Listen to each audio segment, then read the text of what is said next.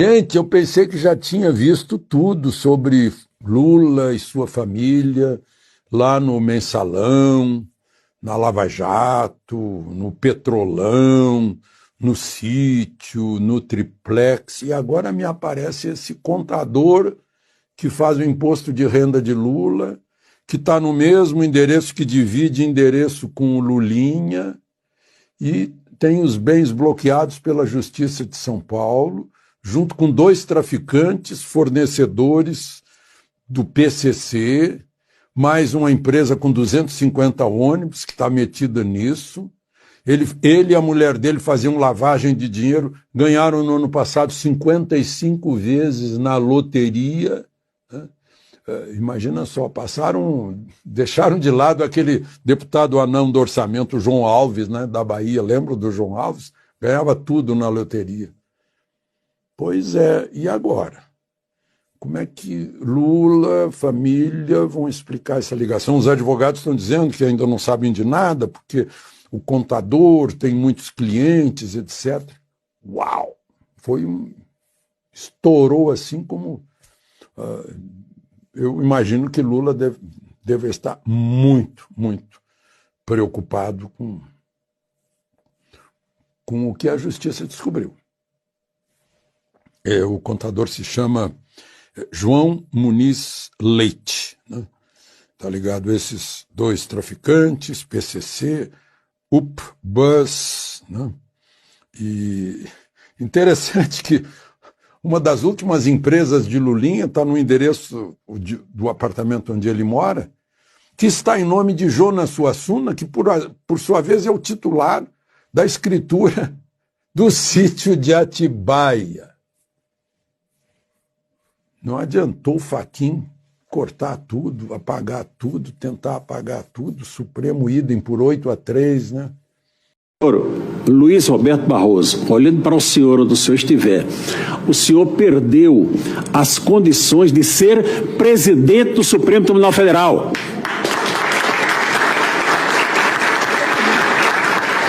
A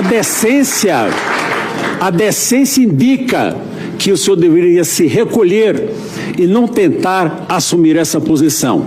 Mas a sua vaidade e de tantos outros seus companheiros aí do Supremo não lhe permite isso. Não lhe permite isso. Então cabe a quem? Cabe a todos nós. Fazer o quê? Perder o medo. Onde já se viu uma nação temerosa do que pode acontecer? Eu abri aqui o celular, porque ontem eu falei com uma juíza do Estado do Norte, eu não vou citar aqui, vou até cobrir o nome da colega, e eu citei que viria aqui a essa reunião. E ela disse o seguinte, eu vou só ler aqui a mensagem dela, ela falou assim, mostre, Jesus, céu novamente, mas eu vou achar.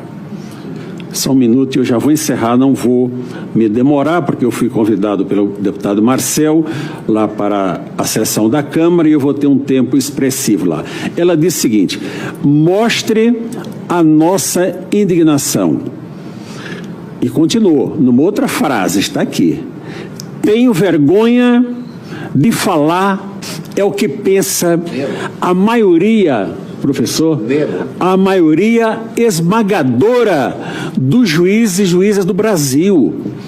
O juiz hoje tem vergonha do Supremo Tribunal Federal. Só não pode falar, porque se falar, recebe um processo administrativo no Conselho Nacional de Justiça e é afastado sumariamente. Então, quando o ministro vai a uma reunião política dizer que nós vencemos tal... Posso tomar da sua água? Claro, um pouquinho?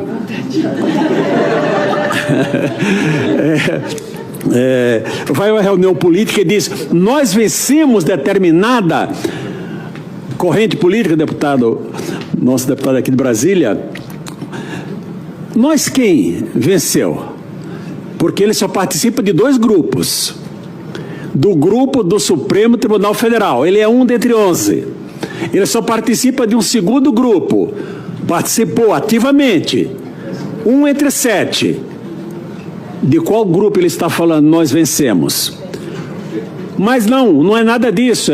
o governo, que está no governo, eu não estou tratando de política, olha, a política são com os senhores, minha preocupação é o Poder Judiciário. Então, se participa desse grupo, o senhor não tem condição de ser um julgador no Supremo Tribunal Federal. Mas essa é a realidade. Nós hoje, o Supremo Tribunal Federal se tornou um poder tão gigantesco que ele governa da maneira que bem entender. Governou o país com as suas decisões 4 anos atrás. No momento está parcimonioso, mas não se iludam que não vão, os governantes da atualidade não se iludam. Na hora que os senhores ministros entenderem que o seu poder conquistado, agigantado, está sendo contrariado, eles vão novamente agir. Porque eles conquistaram esse poder, foram conquistando e ninguém abre mão de poder. Então, senador Magno Malta, uma reforma do Poder Judiciário, ela enquanto ficar, olha, o Senado me julga e eu julgo você, a população olha e diz que isso é um jogo de compadres. Isso aqui é um jogo de troca de interesses, onde um decide assim e o outro decide assim. Eu não concordo absolutamente com nada com o que disse aqui o eminente jornalista Armando Hollenberg, mas defendo, Hollenberg, o seu direito de dizê-lo. Você tem o direito de dizer. Não é? Nós temos que ouvir até para entender quais são as opiniões contrárias. Eu não vou me alugar e eu quero propor ao Brasil: vamos perder o medo. Como nós vamos fazer isso? Os senhores são liderança, os senhores que têm que convocar para o povo retornar às ruas novamente. Ou será que o Supremo Tribunal Federal vai mandar prender 500 mil pessoas que vierem aqui à esplanada? Não vamos nos aproximar do Congresso, fazemos em frente à Catedral. Vamos perder o medo. Chega de medo. O medo nos paralisa. Juízes com medo, como é que pode? Já não podia falar por regramento constitucional, mas com medo, o que é que eu posso dizer que vai prejudicar a minha carreira? Parlamentares com medo de exercer o seu mandato, que pode, sem qualquer motivação, ser incluída no inquérito 4879, é isso, doutora? 4879, que pode tudo. Pode ser incluído porque não vai saber, é secreto. É secreto e o Poder Judiciário, ele prima pela publicidade dos seus atos.